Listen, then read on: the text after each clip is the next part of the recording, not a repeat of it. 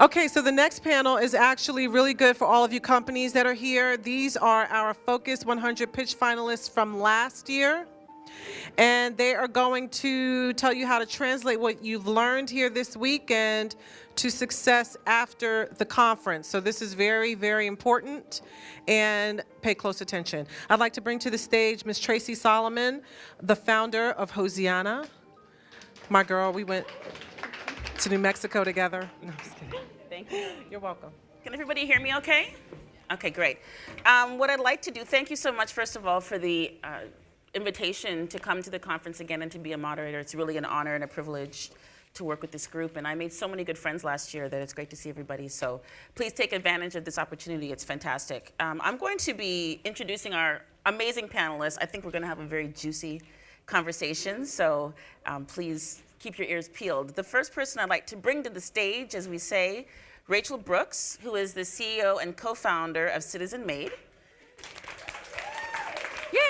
Citizen Made is an e-commerce platform whose software empowers brands to sell custom products accurately and painlessly. Think Nike ID for anything. Rachel Brooks. The second person I'll bring up is Marlo Rencher, who is the CEO and founder of Good Sweat. Good Sweat is a platform, yes, clap for Marlo. Good Sweat is a platform for people who run, walk, and move for a cause where they can tell their stories more powerfully and make it easier for them to raise more money. Marlo Rencher. Okay, next we have Mandela Schumacher Hodge, who is the co-founder of Tioki. Tioki is the first teaching hiring platform to incorporate video, similar to a LinkedIn type of platform, and she is now serving as the general manager of Startup Weekend Education, a global network of community leaders who are passionate about using entrepreneurship to revolutionize education, much needed. Mandela Schumacher Hodge. Okay, finally, Zahira Scott Washington. Zahira is wearing many hats. She is the winner of last year's, I couldn't, that was a layup, I'd take that one. She's the winner of last year's Focus 100 pitch competition, congratulations.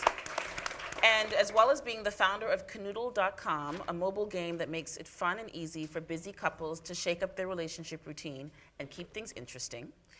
She's also the GM of Uber. I'm sure most of you are familiar with Uber, the mobile transportation tech company, in their DC headquarters. So welcome, ladies, to the panel. So a big round of applause. So I'd like to just start by talking about the experience you had last year at Focus 100. Rachel, you were in the middle of moving the business from Chicago to New York. Mm-hmm. Can you tell us a bit about how your experience at Focus 100 helped you make that transition? Sure. So when I spoke at Focus, it was around this time last year. And about a few weeks after that, I actually had the opportunity to pitch at Women 2.0's pitch event here in New York as well. I was still living in Chicago at the time. And we actually won the L'Oreal Prize at Women 2.0. And because of that, we got a relationship with L'Oreal. They gave us some terms-free cash, and that just made it a lot easier to show up in New York and start getting the business. So it was one of those types of things. Also, when I came here for Focus, it was one of my first introductions to the technology and investment community in New York. So having these early relationships and then being able to come back and pick up from a place where I didn't necessarily have to start from scratch was really important. I had a couple of people in my arsenal who could tell me what's what and show me the way and and make some introductions, and it was invaluable. Yeah, navigating that new ecosystem now Absolutely. Coming from Chicago, New York, different players, different way money flows and works. So important that when you meet people here today that, of course, you're making friends and building networks and relationships, but thinking about how it's going to break into that tech ecosystem that we've been talking about for the last couple of days. Thank you, Rachel. Marlo, just staying on the geography for a moment, your company is based in Detroit. Yes. So that's a long trek. It's a long bus ride to come from Detroit to New York. So how did you coming here, how did that help you in going back after pitching at Focus? How did that help you when you went back to Detroit? I came back as an evangelist. I mean, I was really, I don't know how many people were here last year, but it was such, felt almost like a spiritual experience, to be here in a space where although there is a very much a thriving tech industry in Detroit, it doesn't always look like this. Even though Detroit is as chocolate a city as you can imagine, a lot of people don't understand or know about or are as advanced in their stages in dealing with tech. So a couple of things. First of all, it just got me kind of hyped. And then secondly, I was able to kind of connect with the ecosystem and help, kind of bring some of what is here in this conference to Detroit and make those connections as well. Great, thank you. And Mandela, you were also a seasoned kind of competitor in the pitch world. You had just previously pitched before FOCUS100 and won competitions and before you came to Focus, and you're from Oakland, so a lot of long distance people here. So for you, what was the advantage? What did you gain out of FOCUS100, and how did you use that to go back and continue evolving your business? Yeah, I think one of the biggest takeaways for me was, and just so I can backpedal a little bit in terms of the context. So when I came here last year, my company had been in existence for 1.5 years already. We had raised money from K4 Capital, from 500 startups, Imagine K12, and it was just, we had literally just pivoted a week prior to my pitch competition here. So I felt like my biggest takeaway from this competition was learning how to pitch a new product and a new revenue stream to all sorts of people. So one of the things that I really worked on after I left this competition was no matter who I'm talking to, in 60 seconds, they should know what problem I'm solving, why I'm the best person to solve that problem, and why they should care about it. And I had to talk to investors during the mentor meetings like Lauren, and then I also had to talk to educators who were just interested in the platform because they had a friend who was a teacher and they knew the system. So just learning how to tailor my pitch a bit better and getting that constructive feedback from the judges was quite an experience, and also just having a thick skin. I don't know if any of you were here last year, but my presentation completely flopped in the sense that it didn't play. So I was just like stuck in deer in headlights up here for a second, and the judges just said, keep going, and I just kept going. Emotionally, I was kind of distraught afterwards, but it was I felt like it was such a great metaphor for what this journey is like in general. Like, things are gonna happen. You have to keep your composure, keep it going, and have an expectation of failure. You will fail your way to success. Yeah. Oh, that's fantastic. I mean, I think the two things that really struck me about your comments were being laser focused about what your business is about, who you're targeting, how you're making money, what's your model, being able to explain really crisply and really quickly what it is you're doing, what problem you're solving, because people don't have a lot of time to sit there and wait for you to tell the whole prologue, the body of the story, and then second chapter. Like, no one has time for that. You have to be able to get in there snappy, and that takes time. We have to really work through those words. You have to pick your words carefully to make sure that you're communicating your message. So that's fantastic. And also that you had a technology malfunction at a very critical time, and you could have collapsed on stage and nobody would have been mad at you for that, but you had to pick up and be like, I got to get into game mode, and how to carry on. And every single one of us as entrepreneurs has to develop that skill, has to be a reflex, because nothing's going to go the way you planned. Right? And Zohara, you were our pitch winner last year. What are some of the things for you that you took away besides a check? What else did you take away from? I was supposed to get a check. And the accolades, the glory of being the first pitch competition winner. How did you make the move after that? I think I echo a lot of the sentiments here. It was, I think, just an amazing experience to be a part of this conference, but winning definitely gave us exposure beyond anything that we had before. And so I think first and foremost is having a great product, but then, like, if you have something that you think is great but you can't really shout it at the mountaintops, this really helped because the women in this room are influencers and they kind of got the product, and from there we got some local kind of minority press, and then from there it ended up being kind of national press, TV shows and the like. So that was really the biggest, I think, benefit was exposure, and then I think added confidence. Whenever you win, you feel like you're on kind of a roll, and so we went on the next weekend to win a pitch competition, and then got investment following that. So I think it really just helps get you kind of creating momentum again. So I would say that was one of the biggest things, one of the biggest benefits was helping to kind of create more momentum around the product. Fantastic. So on that point, then, momentum, that's obviously something that's important. We've heard investors also use the word traction. It's a very common phrase for how we describe that effect, where you start to see the ball rolling, to become viral. I mean, any number of terms. After kind of the sugar high wears off from this conference, you leave here, you feel like you got an S on your chest and you're like ready to jump from the next building.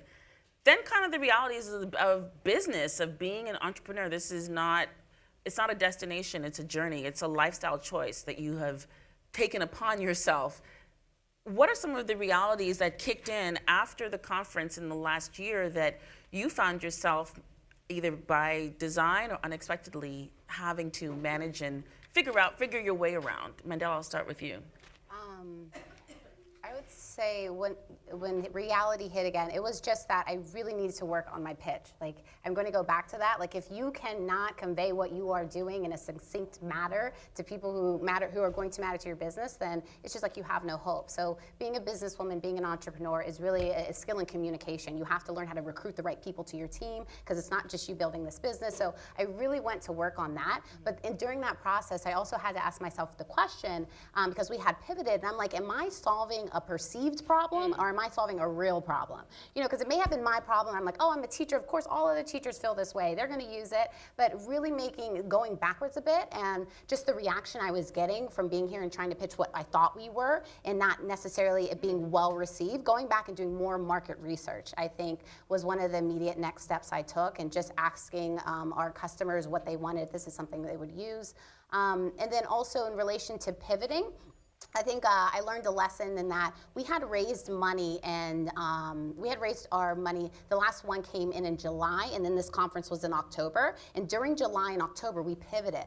And so my co-founder and I reconvened, and we thought about what we could have done differently. Right. I think it was going off momentum. We had built momentum off getting some of the most prestigious investors behind us. Like, we should have just kept raising as much as we could with our original idea, which would have given us a longer runway if we needed to pivot down the line. So it was kind of like, just be really strategic about when you're going to pivot and how that aligns to your fundraising. So very I don't good. know if that was helpful. No, that helps. I think that's important for people to know. Like, I mean, some people go right into fundraising. You come out of these conferences, you have, your MVP is ready. You think that the next step, you assume that the next step for you is to raise money and go get venture capital. And sometimes it's not. And if it is, how much do you raise? These are all questions that are very fluid, and it's hard to gauge that, to say, what should I really be doing right now and next? I mean, you, Rachel, you were looking into the fundraising step, and for you, how did you make decisions about that, and where did you ultimately end up in terms of your progress? Sure. So when I came and spoke here, we were actually starting on this string of pitch competition. So interestingly enough, before we launched and we had released a first product, and then before then, in our first major release that happened in like March. We essentially just kind of signed up for a bunch of pitch competition and like hustled our way to bootstrapping enough money to just exist. So I would fly places. We would go to a pitch competition. I'd win some money. I'd be like, guys, guess what? We can keep going, that kind of thing. And interestingly enough, when you go to these events, you meet some people who are really excited to help you out. And by the way, somebody's cutting you a check. So it's not terrible, and it's also non-dilutive, which is excellent. And that's how we got to the point where we launched. And that's how we got our early customers, and that's how we started making money on our own without having to take diluted capital. And then we started looking into raising a more traditional round on a note, and I was focusing on that for a while. And so essentially when you're starting to raise money, it's when you have a small team, you can either focus on raising money as one of the founders, or you can focus on getting customers. And that's something that if you're going to do either of them well, you have to focus on one of those things. And that's a decision that you need to make for your company. And I would really encourage you guys to get as far as you possibly can before you go to investors, because number one, you'll get a better deal. You'll get, people will listen to what you're saying because you have more to show for what you've done. And, just so many reasons. No, that's I think it's important for people to know that you don't always have to do what everybody else is doing when it comes to raising money, that being creative in your approach, Rachel putting together essentially that seed round by pitching her business to people who were there to write checks. That's why they showed up at the conference. She's entering competitions. Money is on the table. I mean, that is an aggressive strategy. It's a different strategy from always doing friends and family, followed by seed round from angel, followed by Series A. When you're committed as an entrepreneur, it's whatever makes sense for you and your business and your partners. You do what it takes. Can I say something to that? Because I think definitely yes, like that hustle is good. But I think one thing that I had to challenge myself on is really like pitching individuals that you know. I think particularly as women of color, the competition like aspect of things it's a little more comfortable because you're like, okay, well, I'll submit, and if I'm like, dope enough, then I'll make it kind of towards the end. But I think also one thing that I noticed in talking to other entrepreneurs who have raised backgrounds, they'll just randomly hit up people or kind of, more flex the informal network. Right. And so I know personally for me, that's something I probably could have done a better job at in terms of that round of things. So I think in many ways, like the competition, the kind of accelerator thing is almost more comfortable because it's kind of a process, in kind of doing that. So Great point. Yeah, and I'd also like to say, I'd gone through the process of, being accepted in an accelerator, had gotten some funding, from another source as well. But something that somebody challenged me from here last year, which ultimately proved to be kind of really significant later on, is have you gotten over the hurdle of finding other people, creating a team that will help you move forward? So I was a solo entrepreneur, and I was, creating kind of a really big business, at least in my head. But unless you have created that pitch, not just for investor funding, but a pitch for somebody who will help you create something, then, things like, larger investor funding might be a little bit early. Yeah. And, for me, I found that I need to have in order to do things entrepreneurially, at least at that scale, that team, that infrastructure, because, as an African-American woman, it's easy to put the S on your chest and say, I can do it. But, it doesn't always work out that way. Exactly. And so as you're kind of as we are all facing these realities as entrepreneurs and making our way step by step, sometimes you have that inflection point where you realize, like, maybe this is the time I need to focus on something else, or I need to look at what my future looks like and take a different path or split my path a little bit. I know we talk about laser focus, but sometimes, let's keep it real. Sometimes, you need to get a job, or you need to pay the bills. You need to do things that allow you to finance this entrepreneurial choice that you've made. But you've been building this baby. You've been nurturing this thing for so long, and you're so close to it. A number of us here have taken on additional employment or gone back to our old employment as part of the equation. How was that emotionally, taking on a new job? Zahara, I'll start with you, because I know Uber, that's a new title to your many letters after your name. I think it's not easy. I mean, I think one of the things that makes you successful as an entrepreneur is resilience and determination. Mm-hmm. And so having to kind of shift course is a deep process, to say the least. Mm-hmm. I think for me, I had to realize that although we had a product that many people were personally experiencing, tremendous results from, we weren't monetizing it enough at a rate that could sustain kind of the vision that we had for the business. And so I think when I originally started the company, it was very much around, okay, we'll get, 10,000 and 100,000, and we'll do kind of like, the social mobile app kind of structure, and we'll just raise kind of based on that. And then even though things were definitely progressing, they weren't progressing at the rate in which you would need to raise capital to support that growth. And so we had to really think about the business model differently. Right. And so I think that's important, because I think oftentimes it's like you want to start, but you also don't, you need to really think about monetization and the different ways that looks. And so for me, one of the rewards of participating in the pitch competition was a finalist position at Techstars. And so I was just kind of like, I'm winning, I'm getting into Techstars, like hustle. I moved to California.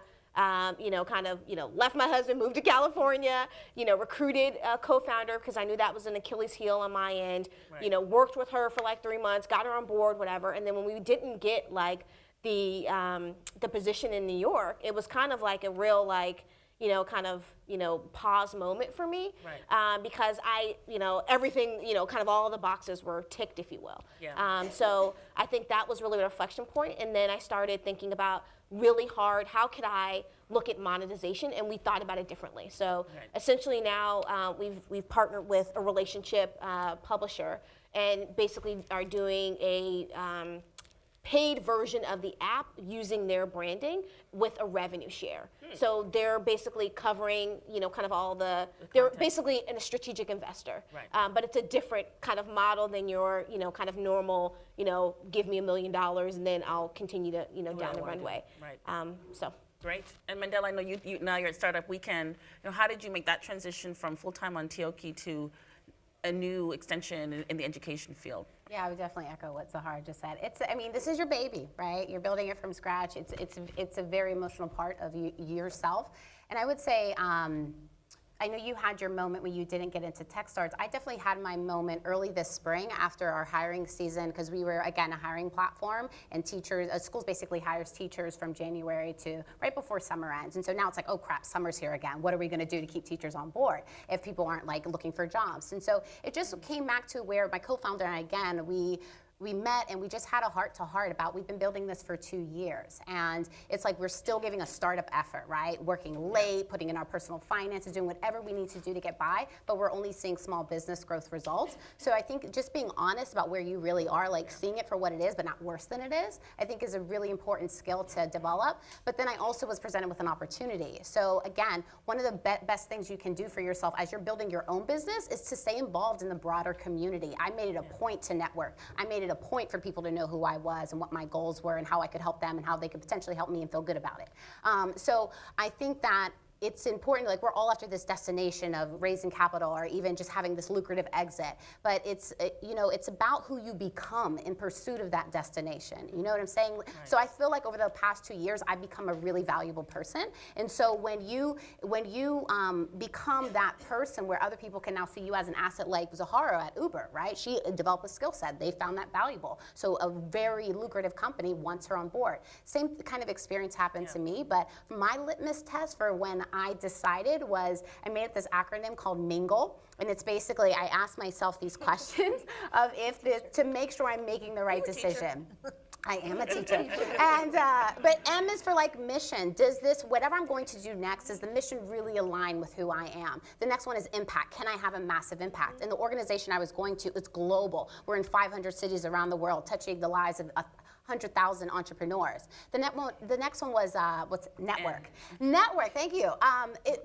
Because it's like you're looking at yourself and, you're looking at your business as my business, but what about the business of yourself? And so for me, I was like, can this help me develop my network? Like, I'm like, okay, Google for Entrepreneurs is the funder of this. Gates Foundation I'll be working with closely. Microsoft. So I just saw opportunities for me elsewhere. Right. Here, and then what's next? G, growth. Am I gonna grow in this position? Am I gonna grow in this position? L was lifestyle. You talk about lifestyle, like paying your bills, having benefits, having health insurance. I didn't have that for 2 years. And so it's also just like, I cashed out my retirement plan for being a teacher. I had no money left. So it's also about just asking myself, where do I want to be right now at this stage in my life? And then E was, am I excited about this? Like, would I do this job whether or not I got paid for it? So that was my litmus test. Write that acronym down, everybody, before we go to questions. Growth, lifestyle, excitement. You're just genuinely excited. Like, you'll do it whether or not you got paid. Excellent. That was my walk away. So let's go to the questions. Any questions from the audience for our stellar panelists? I know you got questions. Somebody in the front row here. Don't forget to say your name and where you're from. Hello. I'm Janine of Around the Way app, which locates Black-owned businesses again. My question is about pivoting and how to know when and what type of things can you tell yourself or make yourself believe that needs to happen. And you were talking about, like, this is your baby, and people see it that way, and it's hard to just turn your back on your baby and have a new baby. So do you have any tips for how and when and what you have to tell yourself to really get and ask the hard questions about pivoting? I was going to say, I think that making the shift from entrepreneur equals CEO, comma, whatever, insert company name here, to I'm having an entrepreneurial career. And that career can include this project. It can include working as an entrepreneur in a larger company. It can include being with a mid-stage startup and helping to maybe add processes to a company that doesn't have processes. So, expanding your view of what entrepreneurship is especially for people who, might have had like the business school experience and always think that, it has to look like exactly this. Expanding it, making a career, and not just, one particular thing. I think that would really help in helping you to think about yourself as an entrepreneur kind of continually. When it comes to making a pivot within your current company and shifting gears to something that you think will help the business continue to grow, if that's kind of what you're getting at, to be realistic about it, every company, if it's not pivoting at some point, you're not doing something right. You're not going to get it. You're not going to get it exactly right the first time out without having anything out there to show for it. So if you're out there and you're talking to customers, they're giving you feedback, they're paying you or not, or whatever it might be, you're going to be learning a lot of things. And with that new set of information, you can say, okay, this is what's working and this is what's not working. It happens in every single company, startup or otherwise. So I think for me, and we didn't do a major pivot, but we changed some, we redeveloped our entire platform. Anyways, no big deal. For us, for me, I guess, it was about getting over myself and what I thought was important and just, taking a look at it a little bit more objectively and listening to my team. And once you can do that, next step, keep going. I'll say this, just to add, Bill, and what the ladies are saying, if you have not read The Lean Startup, you should read that book. It's very instructive and informative. And what they talk about, Eric Ries talks about in his pyramid, is that at the bottom of the pyramid, you have your vision. The middle of your pyramid, you have your strategy, which is how you execute on the vision. And the top is the product. If you're just making changes to the product, you're optimizing. If you make changes to the strategy, which is how you're going to execute the vision, you're pivoting. So think about where in that pyramid are you trying to make a change? And that's what defines whether you're pivoting or just optimizing. Question over here. Can you hear me? I'm Laquita Merchant, the founder and owner of Fusion Apps, a career development mobile app for the iOS platform. What is the one, from last year to this year, when you have a product that's available for each panelist, what's the one thing that we should be doing faster? Start on that. Faster. Zahara. Gosh. I would say probably pivoting. That's the first thing.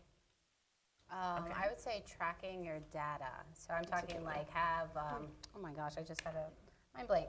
Like what are the screen maps that can see where your users are going on the website? Google Analytics? No, but where they Crazy can Egg. literally go, Crazy Egg, Yeah. like heat maps, where you can see where people are navigating, what buttons they're clicking on, and Googling it, like being really, like the scientific method, like really being diligent about tracking your data, because that doesn't lie. But then how do you determine when is enough and when is, to go which way? You're gonna have to develop those own metrics with your advisors and investors. I would say stripping. When I say stripping, I mean stripping your product of unnecessary stuff, simplifying it very, very quickly. Great, and then we'll finish up with Rachel. Faster. I feel like everything has to go faster. Somebody once told me that as a founder, you're going faster than humanly possible, but somehow not fast enough at anything. And I think that's true, right? So I don't know if it's any one given thing, but if you can get to the point where you're making money faster, That's a good thing. Have a business, make money. Thank you so much, everybody. We're out of time, but really appreciate your questions and comments, and a big hand for our panels. Thank you.